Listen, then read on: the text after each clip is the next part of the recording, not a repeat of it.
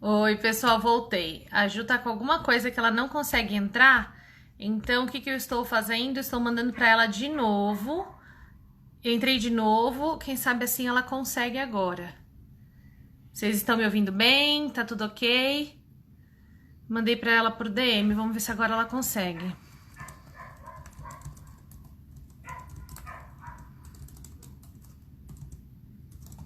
Assim é bom que a gente não perde esses minutinhos, né? Ah, agora ela entrou. Oi, Ju! Vou te convidar aqui, querida. Que bom que deu certo. Ah, pessoal, o sorteio da caneca é essa aqui, ó. Então, se você. É uma caneca exclusiva para quem vai fazer o curso. Oi, Oi, Tati. Ju! Tudo bom, Tudo querida? bom, querida? Que complô, não consegui entrar, gente. Já comecei a orar aqui em cima do celular, ó, repreendido esse satanás do Wi-Fi, sei lá o que que é, cara. Como diz um amigo meu, é que essa internet é feminista. Essa Sempre que eu internet. vou falar, dá algum problema. Então, pode ser que seja isso. Ju, Pode ser. obrigada por ter aceito o meu convite. Eu Ah, um queria que, desafio. para mim é realmente um prazer conversar com você, porque eu acho muito legal, porque as nossas conversas privadas são bem legais. E às vezes eu falo assim, gente, vocês tinham que conversar com ela, porque ela é muito legal, né? Então, eu gosto muito de conversar com você. E já falo de você para todo mundo que eu conheço, eu já te indiquei para muita gente. Ah, tô com problema. Vai seguir a Ju que você vai melhorar. Eu tenho certeza que você vai melhorar. E assim, Meu Deus. Deus te usou para fazer o bem para mim. Eu queria te agradecer. Eu agradeço a Deus pela sua vida. Eu louvo a Deus pela sua vida. E eu queria te agradecer por aceitar meu convite, né, meu? Porque eu sei que é punk. Eu sei que o Ah, é um assunto é prazer, né? punk. Você é uma referência para mim nesse assunto, né, Thaís? Você sabe disso. É, acho que você foi uma das primeiras pessoas que eu ouvi falando isso com argumentação e não com informação, com falácia que você tem na internet aí, sabe? De qualquer um.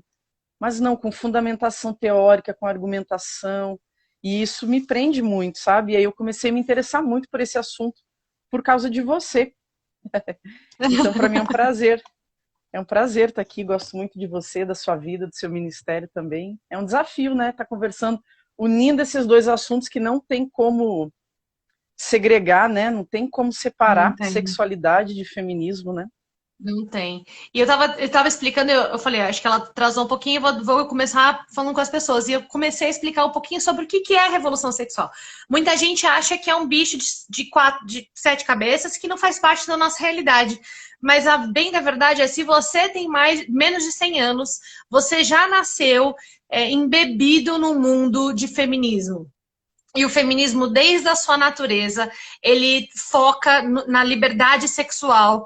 Eles ora usam como mulher, ora usa como liberdade sexual no geral, né? E se você então nasceu no mundo nos últimos 100 anos, você com certeza teve uma influência muito grande.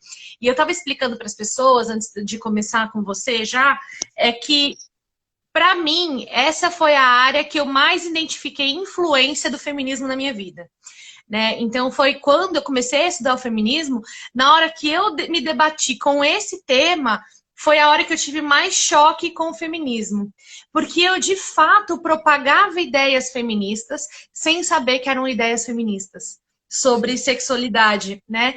E eu sei que algumas pessoas estão vindo aqui para ver a treta não entre eu e você, mas do assunto, né? Mas eu queria avisar vocês assim, que o que a gente vai falar hoje não é só porque a Ju ela é ex-gay ou ex-trans, né? Óbvio que isso chama muito a atenção de quem tá vendo, mas eu, como mulher heterossexual, também sofri a influência da revolução sexual. Porque a revolução sexual ela não atingiu só as pessoas que são homossexuais ou têm esse transtorno da transexualidade. Não. Ela atingiu a todos. E o objetivo da revolução sexual é a destruição da família, é a destruição dos relacionamentos. É sim você inverter a ordem natural da maneira que nós fomos feitos, e é sim você usar de argumentos. Como é que eu posso dizer sem usar o meu cristianismo como fonte única da minha fala aqui? Eu vou usar o natural mesmo. Coisas naturais do homem e da mulher e você criar uma barreira uma coisa bem esfumaçada sobre o que é ser homem e o que é ser mulher. E isso sim faz parte do feminismo, isso sempre fez parte do feminismo. Muita gente acha que a revolução sexual, de fato, a revolução sexual como ela começou na segunda onda. Né? Então é a parte que eu falo assim, eu falando ontem com a Ju sobre hoje, eu falei assim, ela falou, ai, por favor, você me ajuda, porque meu assunto não é feminismo. Eu falei, não tem problema, porque o que eu estudei eu vivi na prática, mas a Ju viveu de um outro lado também na prática. Então eu quero pegar a minha teoria com a prática dela e ver se a gente pode fazer com que as pessoas entendam, tenham uma mente um pouco mais esclarecida, né? Então, quando a gente fala de revolução sexual, você tem que ter isso em mente. Todos nós passamos por ela, né? Mas daqui a pouco eu vou falar um pouquinho mais sobre a escola de Frankfurt e como que foi o início da revolução sexual na mentalidade das pessoas, né? E o objetivo final da revolução sexual é a pedofilia, tá? E isso é a pedofilia. Eu não concordo, não perguntei se você concorda ou não. O objetivo final da revolução sexual. Enquanto isso, eles destruíram casamentos, eles destruíram famílias, eles destruíram relacionamentos, eles destruíram a ideia do que é um homem, do que é uma mulher, eles destruíram tudo isso.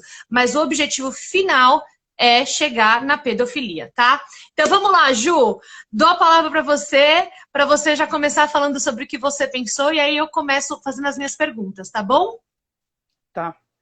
Você quer colocar aqui nos comentários, Thay? Que não sei se todo mundo sabe do que a gente está falando. Você quer deixar fixado ali alguma coisa? Não sei se você vai desativar comentário também. Eu não vou desativar comentário, mas eu não sei o que é isso. Eu não sei fazer essas coisas, não. Então eu vou deixar assim, porque se eu pegar vocês vão me ver da papada aqui, assim. Não é legal, não é meu bom ângulo. Tá, não tem problema. Então vai. Eu pensei a respeito da pergunta que você me fez ontem, né, que a gente estava conversando, como que o feminismo influenciou na minha vida sexual, influenciou na construção da minha vida sexual, né, da vertente que eu fui desde a minha adolescência, passei a minha vida inteira praticamente mergulhada, inundada em ativismo LGBT, ativismo feminista, ativismo trans, tudo que é tipo de ativismo eu estava lá metida, vivia em casas de programa, vivia em bocas de fumo. Então, na verdade, tudo aquilo que o mundo, o sistema me oferecia para me libertar de uma opressão, e eu já vou falar de que essa opressão que tinha sobre a minha vida, eu aceitava, né? Eu aceitava e mergulhava. Então, assim, crescer desenraizada de estrutura familiar, eu acho que foi um pontapé inicial, assim, que me deixou vulnerável para essa cultura ideológica instalada, né, do feminismo. Isso foi há alguns anos atrás, mas crescer num lar de rejeição, crescer num lar de abuso, crescer num lar de rejeição paterna, fez com que eu justamente me espelhasse na figura faltante dentro de casa. Então, quanto mais rejeição eu sentia do meu pai, mais masculina eu me tornava. Isso tem uma explicação, né? Normalmente a gente faz isso com relação à falta. A gente se coloca no lugar do faltante e a gente começa a imitar, a se masculinizar. E isso eu fiz logo na infância, logo na adolescência, que foi essa masculinização, essa rejeição do feminino. Então foi logo na infância, logo na adolescência, eu fiz essa rejeição do feminino. Quanto mais rejeição eu entendia da parte paterna, da parte do meu pai, mais eu me espelhava para me tornar um homem igual a ele e suprir aquela falta que ele tinha deixado. Eu me transformei, na verdade, naquilo que eu sentia falta. E à medida em que eu fui crescendo e entendendo as coisas, eu fui percebendo como essa figura do pai, ela sempre foi descaracterizada, destruída, e aí soma com o ambiente que eu vivia, em que realmente era assim, em que realmente não tinha valor porque ele não tinha esse valor próprio, ele não se dava ao valor de pai, né, ao valor de dignidade, de paternidade. Então eu cresci com ódio dos homens, com aversão. Ao mesmo tempo, cresci masculinizada, e essa aversão ela me fragilizou com os relacionamentos masculinos. todos os relacionamentos masculinos que eu tinha, de amizade, eu podia até sentir atração por homem, mas eu não conseguia mais aproximação justamente por ter um comportamento masculinizado, né? Eu repelia os homens. Então eu cresci com essa sensação de ser indesejada pelo sexo masculino. E aí já sofria uma forte influência do feminismo, né?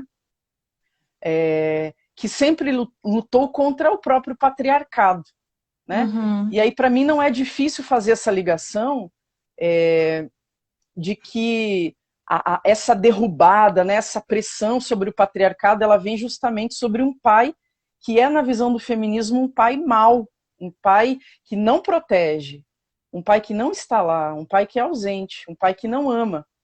Então, quando você encontra adolescentes fragilizadas por esse contexto verdadeiro, né, de ausência de pai, de abandono, de abuso, etc., você se engaja.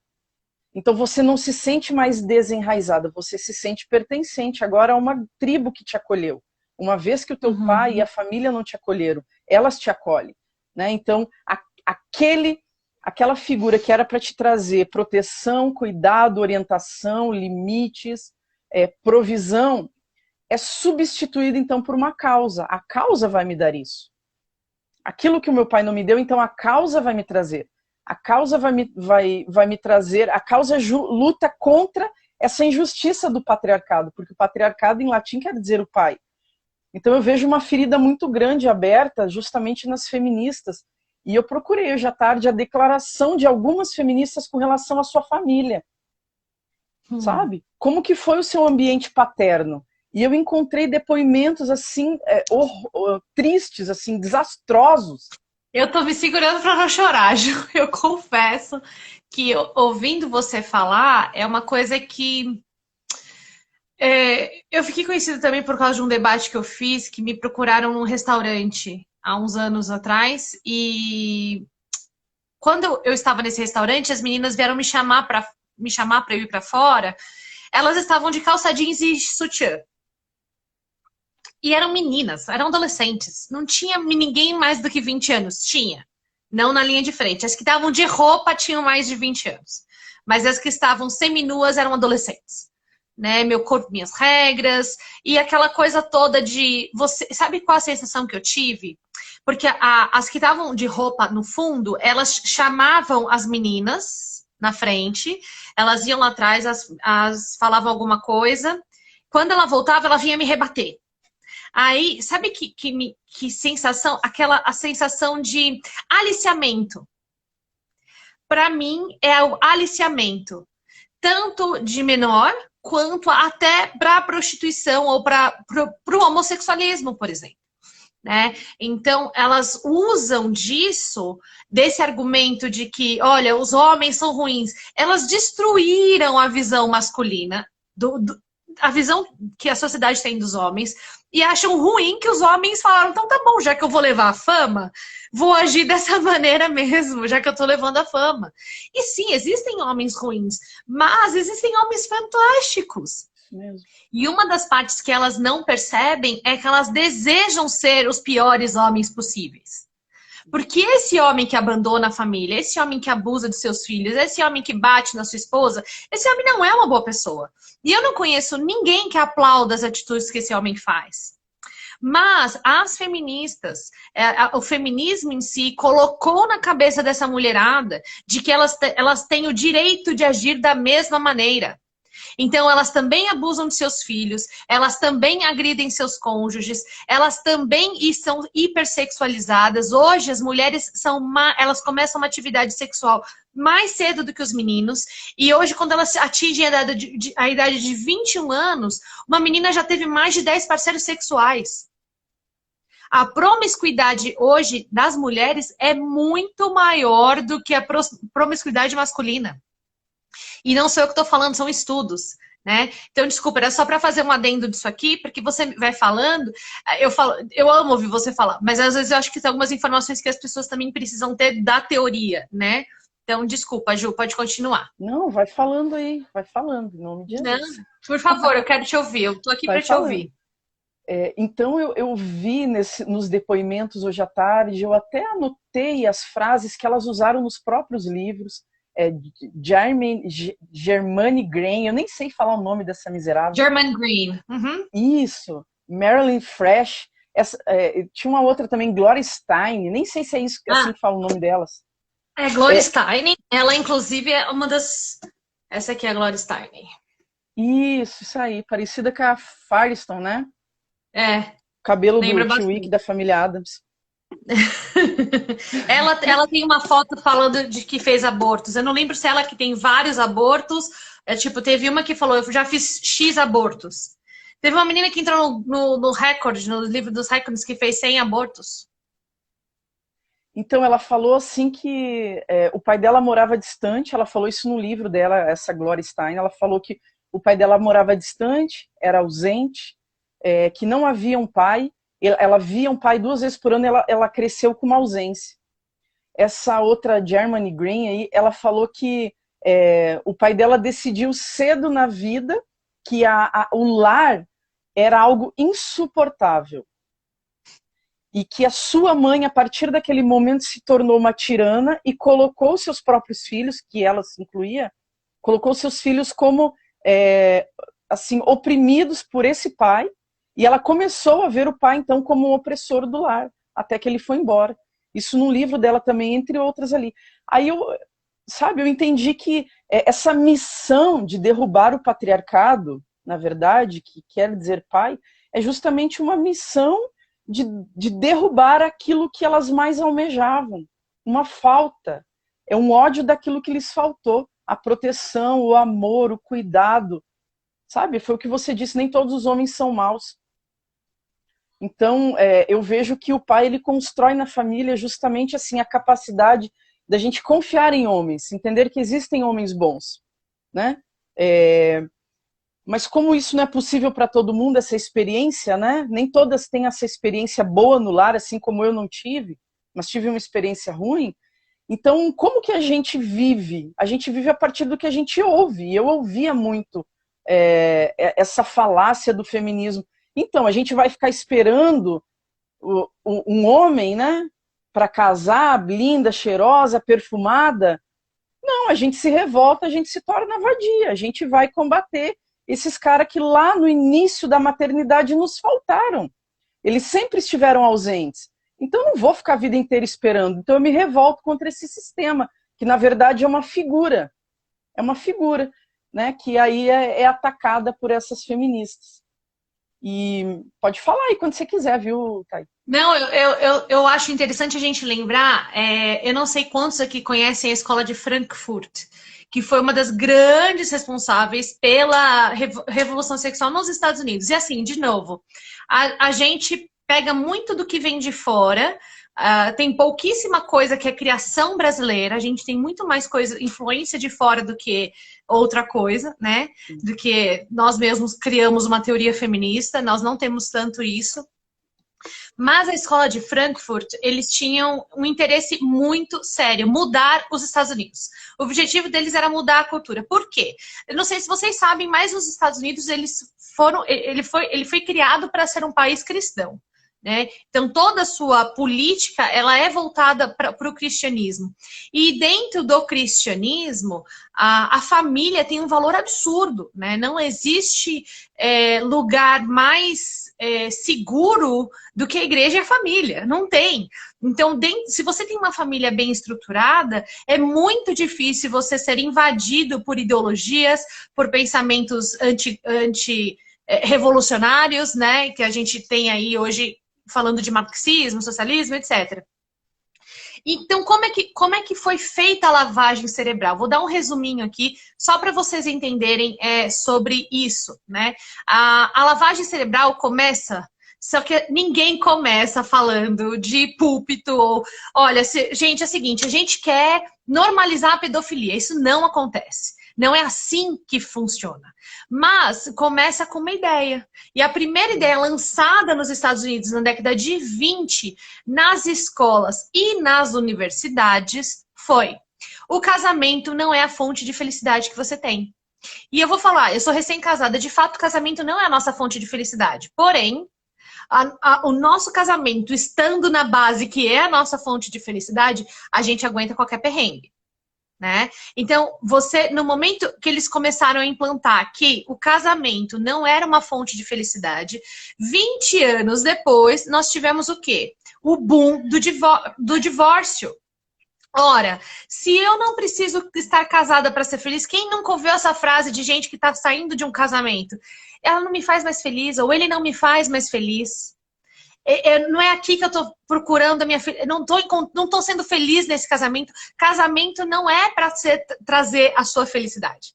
Então, a primeira coisa que as pessoas já entendem errado é o que é um casamento. Casamento não é uma troca de ai, amorzinho, você é a coisa mais linda. Não, não é assim que funciona. O casamento é dia a dia. Eu já tava chorando o dia inteiro. Rodrigo me abraçou e falou, amor, eu vou fazer comida japonesa para você, que você gosta.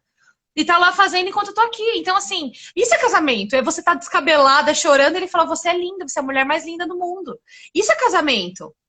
Da mesma maneira, quando ele tá lá numa reunião, eu só chego pra ele com uma xícara de café, ele fala, nossa, amor, era tudo que eu queria, obrigada. Isso é casamento também, né? Então, esse primeiro início começou com esse pensamento. A busca pela sua felicidade não está num casamento. Número 1. A conversa continuou dentro das escolas e universidades, tá, gente? A gente não tá falando, eles só falaram isso e acabou. Não. Agora que vocês podem pesquisar, a década de 40 e de 50 foi o boom do divórcio nos Estados Unidos. Não se tinha divórcio antes. Ah, tinha, mas não era uma coisa assim, nossa, tinha divórcio. Não, não tinha. Depois continuou com essa ideia do, você não precisa casar para ser feliz. Casamento não traz felicidade. Depois de mais uma lavagem cerebral, a gente teve o quê? O livre amor. Ah, pode amar quem você quiser. Sexo, drogas e rock and roll. E essa mentalidade perdurou. Ora, se eu não preciso estar com alguém para ser feliz, se o casamento não me traz a felicidade, se eu posso amar quem eu quiser, o homossexual falou, por que eu não posso? E houve o quê? Na outra década, o boom da AIDS e do homossexualismo. O que teve de gente saindo do armário nessa época não foi absurdo, não foi pouco, não. Década de 80, década de 90. A mentalidade continuou. Busquem a sua felicidade, busca a sua felicidade, busca a sua felicidade. O objetivo é sempre buscar a felicidade. E, na verdade, você está cavando o seu buraco, cavando o seu buraco, cavando o seu buraco. O que teve no ano de 2000, gente? O boom do poliamor. Aí tem casal que é trisal, já tem mulher com duas outras mulheres já querendo adotar uma menina. Aí casamento civil com 3 pessoas. Enfim, e o ataque ao nome casamento, ao ataque à família. Nome, nomenclatura mesmo. Isso a gente teve há alguns anos, se vocês lembram. Teve até um rebuliço na internet por causa disso. Amor é amor, love is love, ame quem você quiser, ame o que você puder, ame qualquer coisa que seja. De novo, a normalidade de tudo isso, porque isso sempre existiu. O que não tinha era essa normalidade de um comportamento que não era normal, né? Parece que o que é normal te dá mais trabalho do que não é normal. É uma coisa meio bizarra isso. E aí, o que aconteceu? O que a gente está vivendo agora? Agora. E é interessante porque eu nasci na década de 80, mas eu vivi tudo isso, mas sem saber, né? Na minha família só tem um caso de divórcio. Na minha família inteira. E é meu primo, que casou um pouquinho antes de mim, que se divorciou. Mas não tem caso de divórcio. Imagina, minhas avós só ficaram sozinhas depois da viuvez.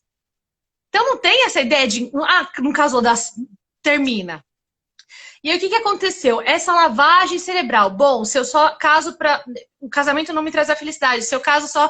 Se eu não estiver feliz no casamento, eu caio fora. Se eu posso amar quem eu quiser. Se eu posso amar o outro... A pessoa do mesmo sexo que eu. Se eu posso amar quantos eu quiser... Por que eu não posso amar bichos? Por que eu não posso amar defuntos? Por que eu não posso amar meu irmão, minha irmã? E aí, a gente já está tendo... No Canadá, já foi aprovada a zoofilia. Já temos partidos da necrofilia na Suécia. Nós já estamos falando de coisas absurdas na Europa, tá? E a próxima, que vai começar na década de 40 desse século, já fica ligado nisso, que é, bom, se eu posso fazer tudo isso, por que eu não posso amar uma criança? Então, assim, isso faz parte da revolução sexual. As pessoas falam, mas você está viajando. Então tá bom, daqui 20 anos a gente conversa. Vai, Ju, que é com você. Eu fiz essas anotações lá para frente, mas acho que não vai dar tempo também de eu falar. Que bom que você já falou. Eu até extraí um trecho do livro ali da Shulamita Firestone, que ela fala do incesto, né, do tabu. Mas o bom de fazer live contigo é que a gente está fazendo 2 lives, entendeu? Eu vou falando uma coisa, você vai falando outra, e o povo vai batendo no liquidificador aí, vai misturando. Pegando o gancho, então, dessa questão da revolução sexual que você falou, né, a questão da pílula, lá em agosto de 1960, né, que vem para libertar, então, as mulheres aí nos Estados Unidos, você falou a questão dos Estados Unidos, que vem para libertar as mulheres da gravidez indesejada. Né? Então, ali começa toda uma pataquada de liberdade sexual das mulheres. Né? Na verdade, começa o desprezo pela maternidade, começa a demonização da masculinidade, começa a mudança de sexo para crianças, começa o que mais? A própria perversão sexual da mulher, né? Fazendo com que elas se sentissem donas do seu próprio corpo, né? E até tem uma frase da Bell Hooks que ela fala a partir da pílula, né? É o ponto de partida da liberdade das mulheres. E aí eu vejo essa época dos anos 60 aos anos 80, a junção, a sincronia do discurso marxista com o discurso feminista, né? Eles sempre tiveram as mesmas pautas, mas parece que ali eles se tornaram tornaram mais sincronizados o discurso, né? Ou seja, a luta contra o matrimônio, a luta contra a família, a luta contra a maternidade, a luta contra a moral cristã, a luta contra todo o padrão estabelecido, que segundo o próprio Marx é uma forma de opressão, né? Os agentes de opressão da política da mulher, um sexo sobre o outro, a própria opressão da heteronormatividade, né? E aí já nos anos 90 entra em tudo isso que você está falando, que é a imoralidade sexual como arma de revolução, de resistência. Então a imoralidade sexual ela vem como um escudo, né, para se proteger e ao mesmo tempo para abrir assim uma nova era para as mulheres, tanto para a destruição da família quanto para libertar a mulher e da opressão do sexo masculino. Né? Então o marxismo ele traz essa arma, o marxismo e o feminismo marxista, né? E aí eu vi uma frase que me marcou bastante numa palestra feminista, eu até anotei aqui, que dizia assim, o empoderamento da mulher ele passa pela vagina. Você já deve ter visto isso aí, né? Sim. É um tema de uma palestra, né? E aí eu fiquei pensando assim, o feminismo ele tem esse pano de fundo, né? Como o marxismo, que a libertação das mulheres passa pela subversão sexual, ou seja, pela revolução sexual. Só que a palavra sexualidade, ela não está ligada à genitalidade. A sexualidade está na nossa mente. Ela não está na nossa vagina ou no pênis. A sexualidade começa na mente. Né? Ela está nos relacionamentos, na família. Né? Então, nos meus relacionamentos íntimos e profundos, na minha harmonia, né? No casamento, na maternidade, justamente tudo aquilo que essa revolução sexual vem para destruir e para estabelecer justamente a promiscuidade, que é o que dá para a gente falar um pouco também, né? Então, eu vejo o quanto é contraditório essa questão de revolução sexual, porque a sexualidade, quando ela é colocada dessa forma, que ela está no empoderamento da minha vagina, na verdade é um sexo puramente genital. Mas a minha genitalidade ela pode estar livre, mas a minha mente está presa numa ideologia. Entende? Então eu não sou livre, na verdade. É uma mudança. O feminismo ele acha que se livrou da dependência do patriarcado, mas na verdade hoje ela se subjuga a uma ideologia. Então ela só trocou, né? Ela pensa que está livre do patriarcado e dessa né, dessa arena, dessa instituição montada, mas na verdade ela continua precisando de proteção. E ela busca isso numa ideologia. Ela continua buscando orientação, buscando alguém que lhe oriente, que lhe supra, que lhe norteie, que lhe ancore, lhe ampare. Só que ela não quer mais isso do homem. Então ela chuta o homem, ela desvaloriza o homem. Mas ela coloca no lugar do patriarcado o próprio feminismo, onde, através do feminismo, ela busca a orientação, a proteção, a própria sororidade, né? Que é ali o companheirismo. Então ela só troca de instituição, sabe? Vejo como o feminismo é falido nessa questão de revolução sexual ser arma, porque não entende o que é sexualidade. Né? Não entende o que é sexualidade. Dizendo que a revolução sexual é uma mulher livre, livre para abortar, livre para estar em cada esquina, transando com cada um, livre para destruir a família, para não ter família, livre para não amamentar, né? Segundo aí o feminismo ecológico, a mulher é livre para não amamentar. Eu vi uma autora falando isso. Por quê? Porque se prender à amamentação até 6 meses? Por que tem que estar preso a criança? Né? Então, assim, não entende nada de sexualidade. A sexualidade está na vida e nos relacionamentos íntimos. Né? Não está no gozo genital. Né? Então, como que é o nome da Elizabeth Baringer, essa feminista que falou isso num livro, uma feminista francesa, falou que a mulher tem que se ver livre de uma amamentação. Fala, Thais. Não, eu só ia comentar com você assim que ontem, o assunto da live de ontem foi feminismo é escravidão. E é exatamente isso. Elas acham que elas são livres, mas elas são dependentes das suas escolhas, das suas elas são submissas a uma ideologia. Então, isso. E o que o Estado promove, o feminismo, através dos braços estatais, o que ele acaba promovendo? Em vez de você precisar de um pai e de uma mãe para cuidar da criança, seja uma mãe solteira, o Estado vai cuidar para você. Então, não tem problema, você, o fato de você ser mãe solteira, olha, você é muito corajosa, você é forte, independente, ó que mulherão. Aí você vai olhar, na verdade, é porque ela não sabe nem quem é o pai da criança. Ela transou com 5 aquela noite, não sabe de quem que é, vai fazer como? Vai acusar o mais rico, né? Mas não tem o que fazer.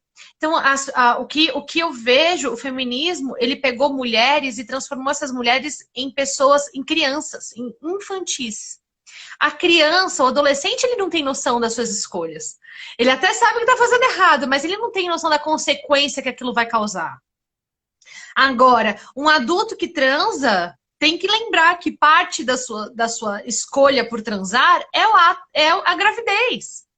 Ah, mas eu não quero engravidar. Beleza, então se proteja. Ah, não, mas eu não quero me proteger. Eu falei, então você vai brincar de roleta russa. Só que lembra que um dia, uma hora, pode ser que você acerte. Você pode tentar 5 vezes e não acertou, mas na 6ª você vai acertar. Então, assim, a gente sempre tem que lembrar que o feminismo deixou as mulheres burras. Parece que a gente infantilizou mulheres. E aí eu vou botar um pouco do lado cristão aqui. Não é o nosso objetivo falar sobre isso hoje, mas é importante falar. A Bíblia também fala que você é livre para absolutamente tudo. Porém, você vai ter que arcar com cada uma das suas consequências.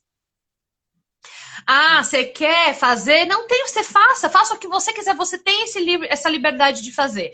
Mas arque com as suas consequências. O ladrão da cruz não foi tirado da cruz porque ele se arrependeu dos seus pecados. Ele morreu porque ele tinha que pagar pelo crime que ele tinha cometido aqui na terra. Ele morreu, ele foi pro céu, foi. Mas ele foi salvo, foi. Mas ele morreu. Jesus não parou assim, para tudo. Olha, ele me reconheceu como Senhor e Salvador da vida dele, tira ele da cruz. Não, ele pagou pela consequência do seu pecado. Então, no momento que eu tomo uma decisão errada, tomo uma decisão que é pecado, por exemplo, eu transo sem camisinha, ou eu transo com 25 caras numa semana e não sei de quem é o pai do meu filho, eu vou ter que arcar com as consequências disso. E o Estado acaba sendo o papel do pai. Então, a educação, o Estado que banca, o Estado que ensina, o Estado que educa, o Estado é quem supre essa carência que as mulheres não têm, tanto do marido quanto para o pai dos seus filhos. E quem continua, é o Estado, Ju, né, Thay? E quem é o Estado, né? Quem supre 70% da máquina pública com impostos? Os homens. E você? Então, os homens pagam. E quando eu falo homens, são os homens masculinos, são homens mesmo. Homens. Para que as mulheres desfrutem dos benefícios, dos direitos e dos benefícios e dos programas que o Estado dá. Então, a Ana fala no livro dela, né? Você me referenciou ali o livro da Ana Campagnolo, e ele fala do desejo das mulheres, você estava falando isso no início, do desejo das mulheres de reproduzirem o pior que há nos homens, né? Como a promiscuidade, o desapego da família, a irresponsabilidade no lar, a irresponsabilidade com os filhos. E ela fala da inveja, do lixo do outro, né? Como uma suposta liberdade de desejos, que vem forte nessa segunda onda, do faça amor, não faça guerra, que você citou também. E ali levanta-se uma bandeira, né? Uma bandeira livre de imposições morais, livre da moral de Deus, livre de Deus. Então Nietzsche mata Deus para que a gente possa se perverter. E aí eu vejo a teoria queer nisso tudo, porque a teoria queer, ela não quer ser o pior do homem ou da mulher, ela quer ser o pior da raça humana. Perfeito. Sabe? Não quer ser o pior do macho, né? Mas ela quer se colocar, Gramsci já falava isso, né? A potencial, o homem potencial socialista é aquele homem despido de toda e qualquer dignidade e senso de valor. Né? No Cadernos do Cárcere ele fala isso, Antônio Gramsci, né? O italiano comunista. Ele fala que o homem que chega assim ao patamar máximo do homem socialista é aquele homem que abriu mão de toda e qualquer dignidade absoluta. Então a gente vê a teoria queer colocando o homem, mantendo o homem nesse papel de indigno, de marginal, desfrutando do pior, do lado animalesco do homem. Sabe? Ele quer desfrutar. A própria Judith Butler, ela fala isso. O queer, ele não quer ser compreendido, ele não quer ser tolerado, ele não quer ser integrado. Ele quer ficar à margem. Ele quer estar no lixo, na lama e no lodo e desfrutar daquele lugar de perversão, daquele lugar de promiscuidade. É ali que nós desfrutamos. Ela diz isso, né? E aí é a revolução da liberdade que destrói a liberdade em nome da liberdade. E aí me leva uma reflexão dessa cultura farta de sexo, farta. Porque hoje você não precisa sair de casa para gozar. Não precisa. Você não precisa sair da frente do seu computador para gozar. Né? Então é uma cultura fadada em sexo e ausente completamente de intimidade e de amor. Sabe? É uma cultura assim, que busca desesperadamente o gozo genital, mas é uma cultura totalmente desprovida de afetividade, de laços. O que é intrínseco à biologia da mulher. Você vê como vai contra? Então, assim, eu fiquei pensando nisso. Por que um homem potencialmente promíscuo, ou um homem promíscuo, ele rejeita uma mulher promíscua? Porque o homem vê numa mulher as feministas vão dizer que essa é uma fala machista, mas eu não tô nem aí. Mas é uma reflexão. Manda pegar a senha. Um homem, ele pode ser... Um homem promíscuo, ele não quer uma mulher promíscua. Por quê? Porque quando ele olha para a mulher, ele vê um futuro, ele vê uma mulher que nutre, uma mulher, ele vê um futuro com a mulher. E as mulheres feministas, elas batem na tecla de que se só existirem mulheres promíscuas, então eles vão ter que se entregar a qualquer uma. Sabe, mas isso não é uma verdade, porque biologicamente falando, a mulher, ela tem um temperamento inato que é de se ligar antissexualmente, antes de se ligar sexualmente, é de se ligar afetivamente, de se conectar, de ter intimidade.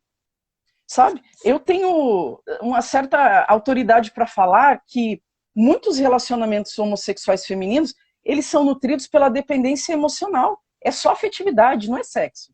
É afetividade, é companheirismo, é amor, é cuidado, é cuticute, é parceria. Não é sexo genital. Sabe? Então a mulher, ela tem isso. Então ela está indo contra a própria natureza dela quando ela se rebaixa ao sexo puramente genital. Então ela não está indo para um campo de liberdade, ela está indo para um campo de escravidão. Escravidão mental e liberdade genital, sabe? E sexo não significa intimidade. Então a mulher, e o sexo puramente genital, ele não é estéril. Assim, ele vai cobrar o tempo que você vai ficar vivendo só nesse sexo genital. Ele vai cobrar espiritualmente, você vai ter ligações, você vai ter quimicamente, você trocou fluidos com outra pessoa, você psiquicamente foi impactada por emoções daquela pessoa. E a mulher, ela vai trazer isso vai acarretar futuramente numa mulher incapacitada para a intimidade, incapacitada para o casamento, sabe? Uma mulher incapacitada em desfrutar de famílias, de laços profundos e verdadeiros, porque ela acostumou, ela viciou no superficial. Ela viciou no gozo corpóreo e ela nunca experimentou o gozo espiritual, que é debaixo de um casamento, é uma herança onde você goza no seu corpo, na sua alma e no seu espírito. E isso o feminismo não proporciona para ela. Isso é debaixo de uma aliança chamada casamento, que só Deus proporciona. Isso o feminismo nunca vai proporcionar. Ela pode passar a infância, a adolescência inteira se masturbando, a adolescência inteira vendo pornografia, né, que é isso que o feminismo impulsiona para a mulher, né, se libertar e provar de tudo, mas ela nunca vai ter esse gozo espiritual que é o pleno, ela sempre vai ter o parcial, e ela vai se contentar com aquilo. Por quê? Porque o feminismo se contenta com o medíocre, ele se contenta com o medíocre, sabe? Um pecado nunca pode suprir um ser humano espiritualmente. Fala aí, Thaís. Não, eu só quero que você continue. Vai, continua, Ju, tá ótimo. Ô, Ju, eu queria que as pessoas te conhecessem um pouquinho. Você é ex-gay e ex-trans. Como? Mulher, como? Como que você saiu do lixo? Porque, assim, eu não tô me colocando no sentido de superioridade, não, tá? Eu também já nadei, eu já fui que nem o pessoal queer que olha pro porco e fala, eu sou igualzinho. Por vezes, eu falava para as pessoas assim, gente, vocês não estão me entendendo. É como se minha vida fosse uma casa e eu tivesse passado por uma inundação e você está me dando um Kleenex. Tudo, tá tudo. Você está me dando um pedaço de papel achando que aquilo vai resolver meu problema. E, na verdade, às vezes eu falava, Deus, me destrói e constrói outro em cima. Né? Então, assim, eu queria que você falasse um pouquinho disso, Ju, porque o seu testemunho é lindo. Eu já assisti, já chorei, já mostrei para um monte de gente. Meu marido falou que é seu fã. Então, assim, eu queria que você falasse um pouquinho de como é que foi nadar no meio da lama do seu lado e como é que, porque a gente já entendeu que o feminismo teve grande influência nisso, mesmo sem você saber, né? Mas eu queria que você explicasse um pouquinho. Exatamente. Não entendia o que estava orquestrando a minha vida, né? Não entendia a marionete que eu estava sendo. Mas quando eu fiz 30 anos, no meu aniversário de 30 anos, eu parei para dar uma refletida na minha vida, né? E eu vi que a minha vida estava inundada. É uma coisa óbvia, sabe? Aonde você não precisa de Deus para reconhecer que a sua vida está um lixo. Entende? Se você tiver um bom senso, você já reconhece. Então, ali eu parei e refleti, a minha vida estava uma bosta. em todas as áreas, sabe? Em todas as áreas. Era uma vida inundada em casas de programa, como eu falei, em cocaína, em ativismo. E aí eu falei assim, eu tô que nem um cachorro andando atrás do rabo, uma vida infrutífera, totalmente infrutífera. Aí eu falei assim, mas eu não posso ser movida por instinto, né? Hoje eu sou movida por instinto em todas as áreas, em drogas, em ativismo, em sexualidade. E eu não admito ser movida por instinto. Eu não sou animal. Eu lembro que eu tive essa reflexão. E aí eu falei, existe uma única pessoa que eu não ouvi a respeito da minha vida, e foi Deus. Né? Foi Deus. Eu não sei nem se ele existe. E eu quero saber o que ele tem a dizer a respeito da minha sexualidade e da minha vida e como eu estou vivendo, se ele tem algo diferente do que eu já sei. Porque eu acho que nasci gay, mas se você tem alguma coisa diferente para dizer sobre isso, Deus, eu vou te dar 2 meses, eu vou numa igreja aqui do lado da minha casa e você fale ou cale-se para sempre, nunca mais me minta. Né? E ali eu fui, me submeti como um homem travestida, né? Usando drogas, bebendo, no meio ao ativismo. Eu falei para Deus, não vou largar meu lixo, porque é só o que eu tenho. Se você não funcionar, eu pego tudo de volta e continuo a miséria da minha vida. Mas eu preciso saber se existe alguma coisa diferente de tudo isso. E ali eu fui, pela misericórdia de Deus. Creio que já foi Deus agindo na minha vida, ali, no cair em si, entendeu? Foi Deus agindo. O Senhor Jesus me evangelizou. Eu digo isso porque a gente não vai, muitas vezes. Então, o próprio Senhor Jesus, ele me evangelizou e ele me levou para dentro de uma igreja para ouvir coisas que eu não ouvia fora, no mundo, né? E ali, então, eu comecei uma desconstrução de mentiras. Então, na verdade, esse período de 2 anos que eu vivi como trans era um período de depressão. Era um período de depressão onde, que é a própria disforia, né? Hoje não é mais tratada como disforia, mas como incongruência de gênero, né? Mas na época era tratada como disforia. Então a disforia ela tem uma depressão instalada. Então eu estava com uma depressão, com síndrome do pânico, com todos esses problemas de ordem psíquica. E eu não estou dizendo que não é necessário ir no médico, não é necessário, mas ali o Senhor ele me libertou de tudo isso, de depressão. Ele me fez ver o porquê que eu desejava mulheres. Ali eu me libertei, entende? Quando a verdade chega na sua vida e você entende por que obedece o desejo, você para de ter que obedecê-lo. Quando você compreende que você obedece o desejo por feridas emocionais, como que essas feridas elas te motivam a sofrer ainda mais, se subjugando a relações homossexuais por conta de feridas emocionais? Entende? Então, quando eu descobri por que eu obedecia aos meus instintos, eu parei de obedecer. Ah, deixou de ter desejo? Não, eu deixei de obedecer.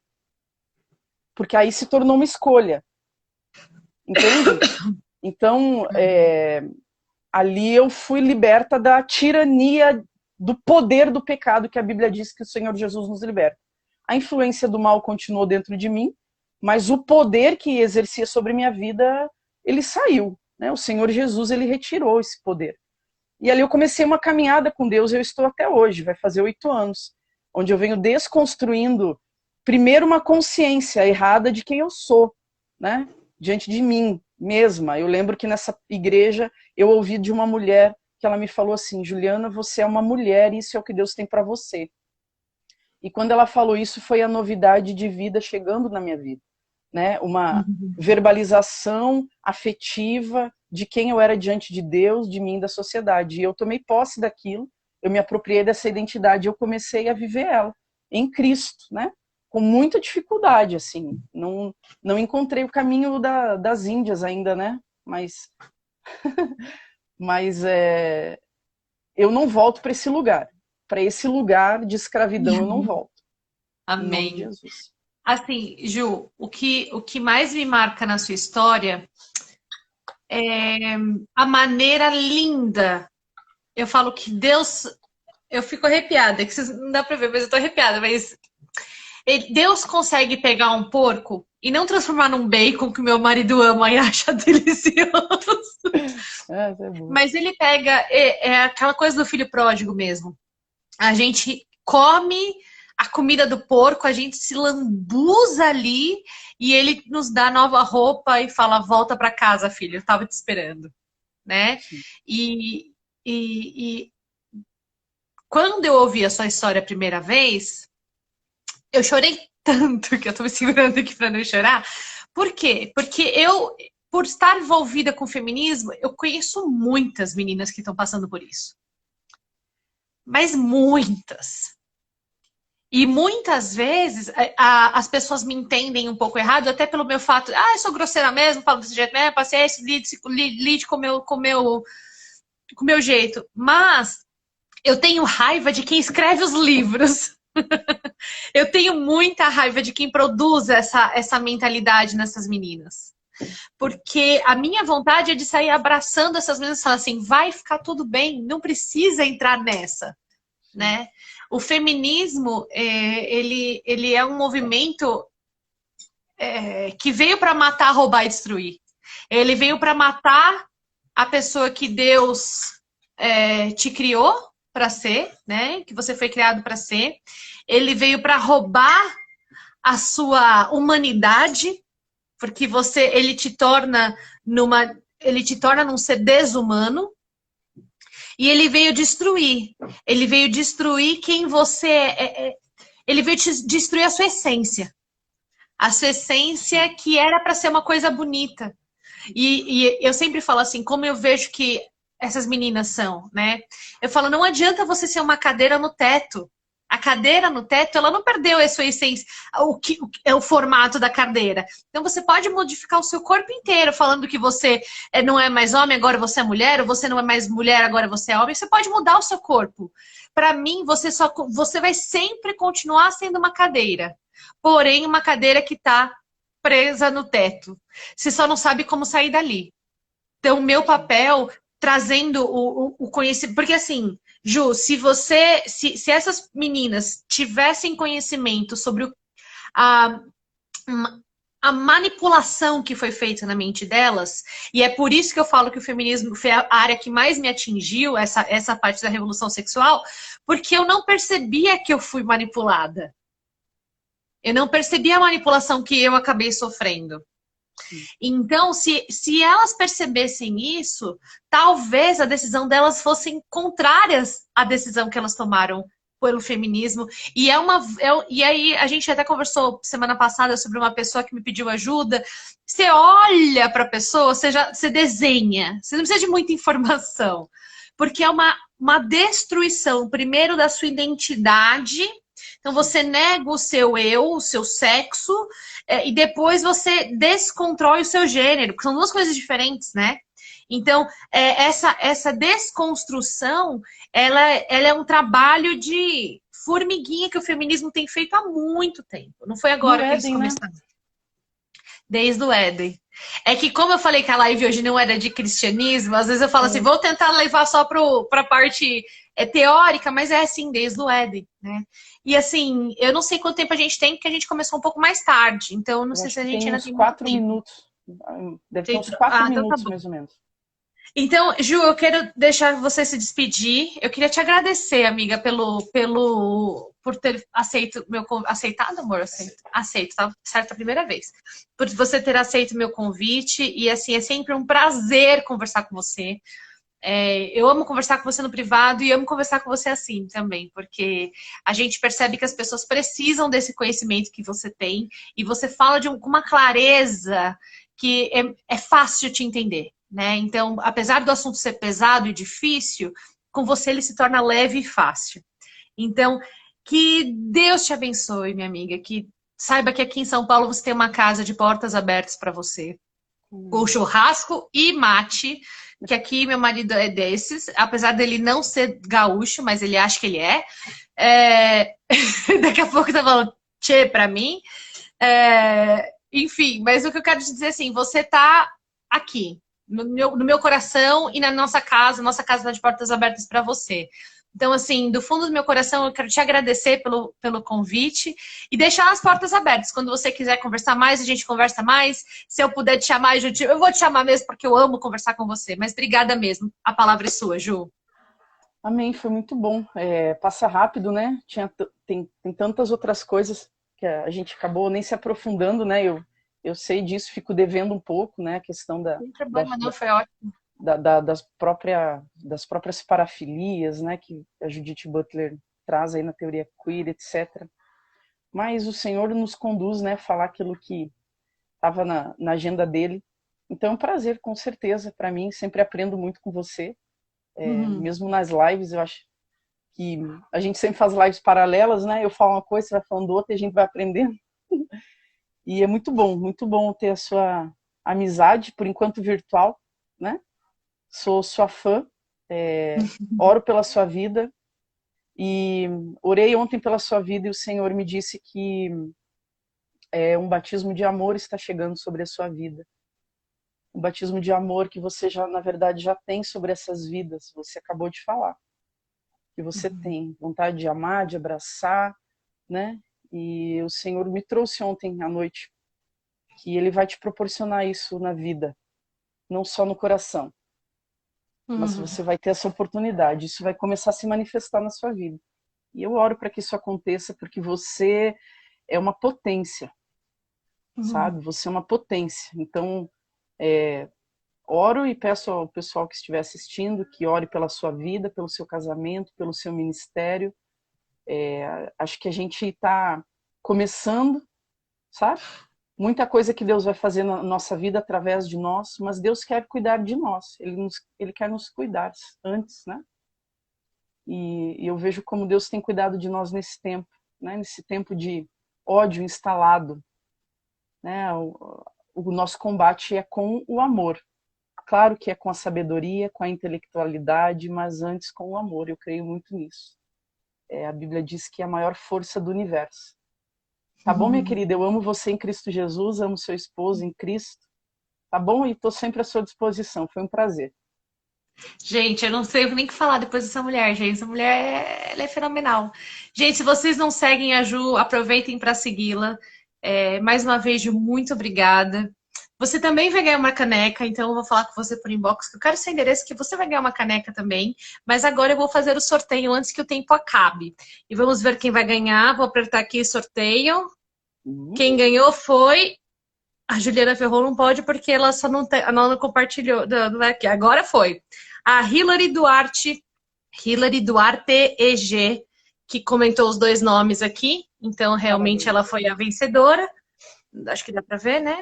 Se não der, não tem problema. A Hilary entra em contato comigo por inbox e a gente me passa o endereço que a gente conversa por lá sobre o envio da caneca, tá bom? Parabéns.